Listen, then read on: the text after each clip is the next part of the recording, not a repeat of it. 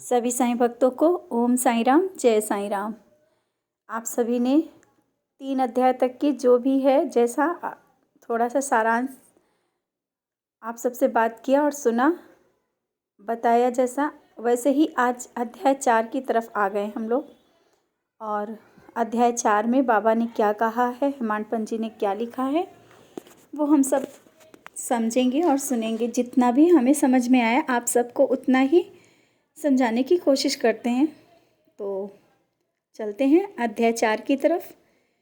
अध्याय 4 थोड़ा बड़ा है, टाइम लगेगा उसको समझने के लिए। आप लोग, हम सब लोग पढ़ लेते हैं, बहुत सी चीज़ें होती हैं हम लोग पढ़ लेते हैं, वो चीज़ समझ में नहीं आती। लेकिन जब क्या होता है, जब एक बार आप चैप्टर समझ लेंगे ना, थोड़ा सा धीरे धीरे समझेंगे, तो वो जो अध्याय जब पढ़ेंगे ना तो बहुत ही अच्छा लगेगा। जितनी बार पढ़ेंगे, ये देखिए, हम अगर समझाएंगे तो वो चीज़ें भी, कुछ चीज़ें छूट जाएंगी। कहते ना, ये तो अथाह सागर है साईं सचरित। जितना भी उसे समझें, जितना ही इससे ज्ञान पाएँ, उतना ही कम है। हमारे समझाने से भी वो चीज़ नहीं, शायद वो चीज़ और भी जितना भी समझने की कोशिश करेंगे समझ में आती रहेगी। तो कभी भी सचरित को जल्दी जल्दी नहीं पढ़ना है, धीरे धीरे अगर समझ के पढ़ेंगे तो बहुत कुछ मिलेगा हमको। चलते हैं अध्याय 4 की तरफ।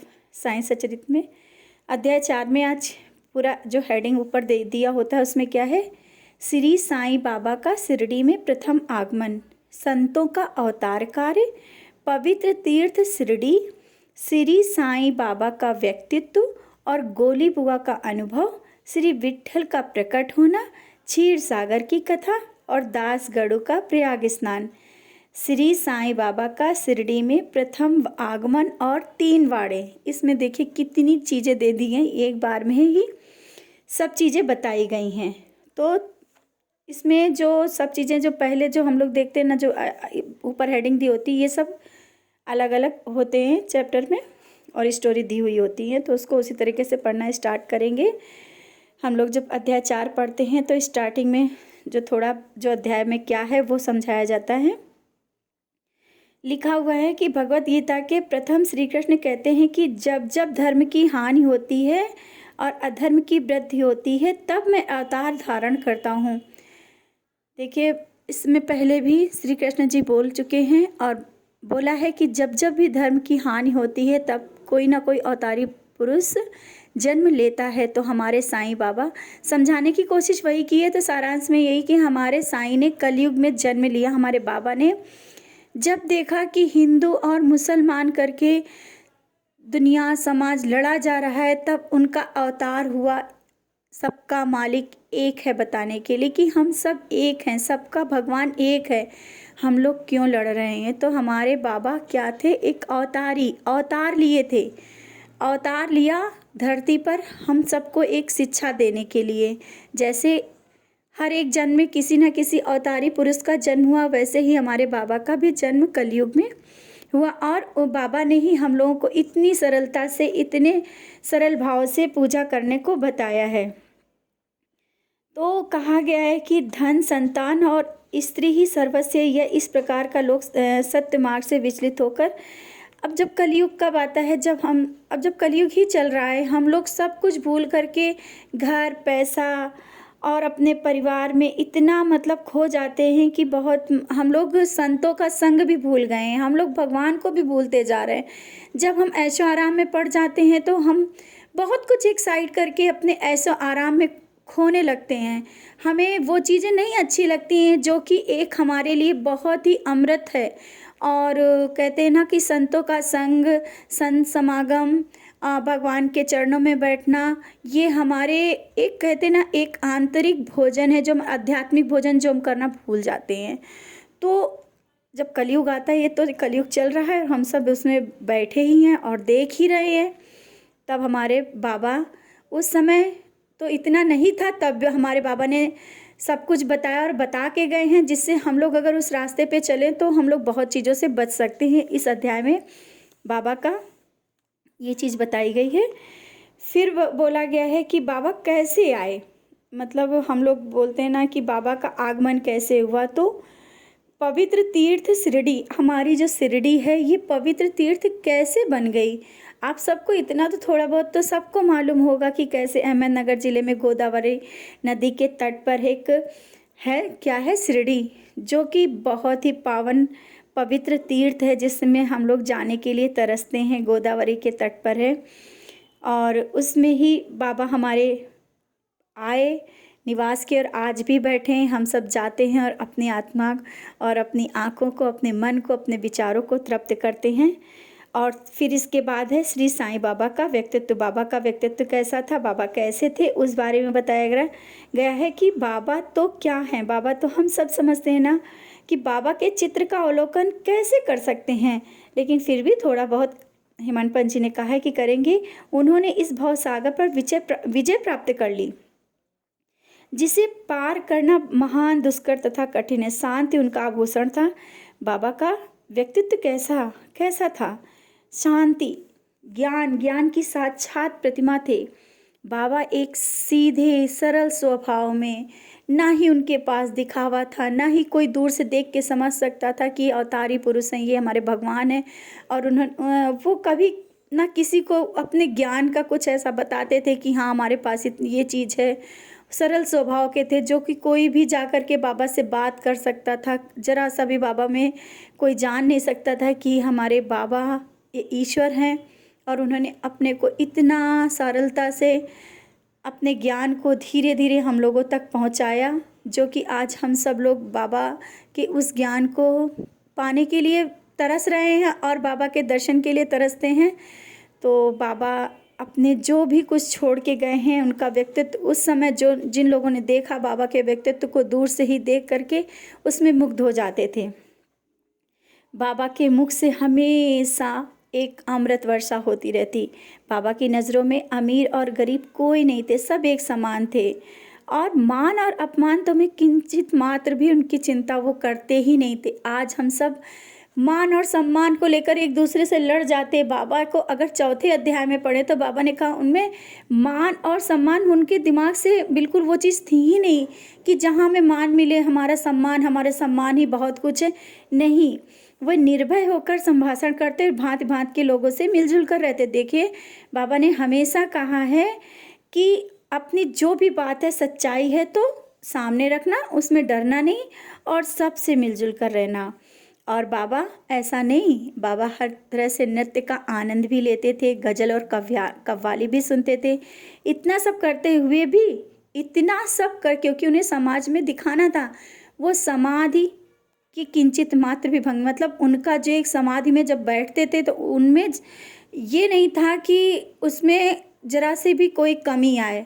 वो इतना सब करते हुए भी हम लोगों के समाज, जो सामाजिक तौर पे जो चलता है, उसको दिखाते हुए वो अपने कार्य में वैसे ही रहते थे। समाधि में जब बैठते थे तो उसमें जरा सी विघ्न नहीं आती थी। अल्लाह का नाम सदा उनके ओंठों पर था। इस दुनिया को जब हम कहते ना, बाबा क्या करते थे, जब दुनिया सोती थी तो बाबा जागते थे, और जब बाबा जागते थे जब दुनिया सो जाती थी। तो बाबा तो हम सब के लिए प्रशांत महासागर की तरह अथाह हैं। उनका तो प्यार आज भी हम सब लोग महसूस कर सकते हैं। ना उनके आश्रम का कोई निश्चय कर सकता था और ना उनकी कार्यप्रणाली का अंत था। कहने के लिए तो इस स्थान पर निवास करते थे, लेकिन बाबा को कहते हैं ना कि एक जगह पे नहीं, बाबा तो हर पल हर समय सबके, ये अध्याय में यही चीज़ बताई गई है। बाबा के विचारों को, बाबा कैसे थे, क्या थे और कैसे आए, ये सब इस अध्याय में बताया गया। आप सब पढ़ोगे ना तो बहुत ही अच्छा लगेगा। इस अध्याय में बाबा के एक एक शब्दों को, बाबा के चरण का स्पर्श करना, बाबा के एहसास करना, बाबा के विचारों को जानना। और वे साफ साफ लिखा है, वे सदा मस्जिद की दीवार के सहारे टेक लगाकर बैठते थे तथा प्रातः और मध्याह्न सायंकाल लेनी वाक और चावड़ी की ओर जाया करते थे। आप सबको मालूम है कि बाबा जहाँ पे पेड़ पौधे लगाए थे वो उसको क्या बोलते, लेनी वाक, और चावड़ी की ओर सेवन करने। चावड़ी जो एक स्थान था, अभी जो हम लोग जाते हैं तो चावड़ी है, तो पहले वो खुला स्थान था, तो बाबा वहाँ घूमने और टहलने के लिए सदा जाते रहते थे। और सदा मतलब बाबा क्या कहते थे, बाबा स्वयं शांत रहते थे और मतलब जो उनके साधक थे, जो उनको मानने वाले थे, उनको बहुत ही शांत स्वभाव से, प्यार से और अभिमान रहित होकर के सदा ही उनको अच्छे अच्छे ज्ञान की बातें और ज्ञान दिया करते थे। तो बाबा के और बोला गया है, शिरडी के फूल पत्ते कंकड़ पत्थर भी धन्य। सच है, ये तो हम सब सरल भाषा में दिया गया है। वह धन्य है वो शिरडी, वो धन्य है वो पत्थर, वो धन्य है वो भूमि जहाँ हमारे साईं के चरण पड़े। और हम सब जब शिरडी में जाते हैं तो कैसा महसूस होता है, वो सब एहसास इस चौथे अध्याय में आप समझ सकते हैं। इसके बाद हम लोग आते हैं गौली बुआ। गौली बुआ कौन थे? गौली बुआ 95 ईयर्स के एक बहुत ही बाबा के प्यारे भक्त थे, जिनका नाम गौली बुआ था। और पंडरी के एक वारकरी थे। वो 8 माह तथा 4 माह आषाढ़ से, मतलब वो क्या करते थे, 4 माह पहले गंगा के तट पे निवास करते थे और सामान ढोने के लिए उनके पास क्या था, एक गधा था और एक शिष्य था। और वे प्रतिवर्ष वारी लेकर पंढरपुर जाते। वो पंढरपुर जाते थे 4 मास के लिए, वो पंढरपुर जाते थे। पंढरपुर जाके और उन्होंने बाबा को पहचान लिया था। वो बहुत ही बड़े भक्त थे और वो शिरडी भी जाते थे। बाबा से उनका बहुत ही प्रेम था। और जब बाबा को निहारते, एक तरफ देखते रहते थे और कह उठते थे, यही तो पंढरीनाथ हैं, यही तो विट्ठल अवतार हैं। बड़े ही प्यारे भाव से बाबा को विट्ठल और पंढरीनाथ, क्योंकि वो जानते थे कि बाबा कौन हैं। और बाबा को कहते थे यही। और वहाँ जाने से, वो जब वहाँ जाते थे तो कहते थे, यहाँ आने से मेरी यात्रा सफल होने का अनुभव होता है।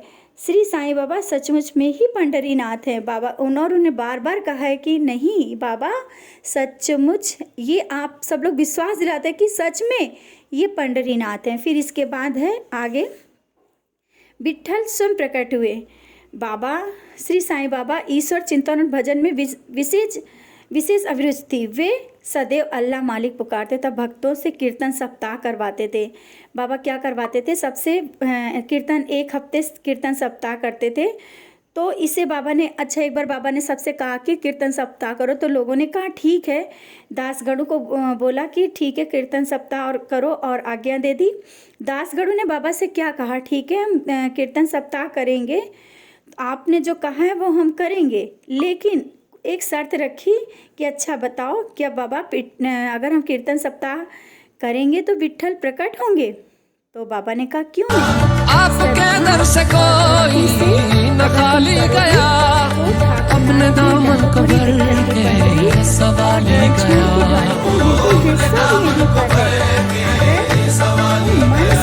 करोगे तो सभी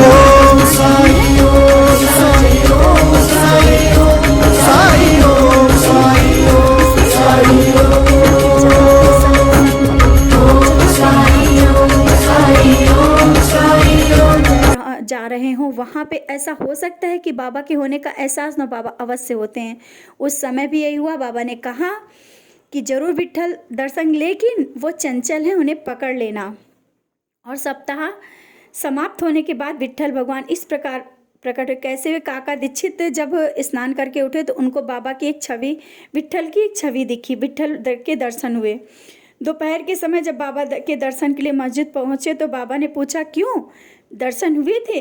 तो उन्होंने कहा कि उन्हें तो कुछ समझ में नहीं आया। तो उन्होंने कहा विट्ठल पार्टी लाए थे ना, वे बहुत चंचल हैं।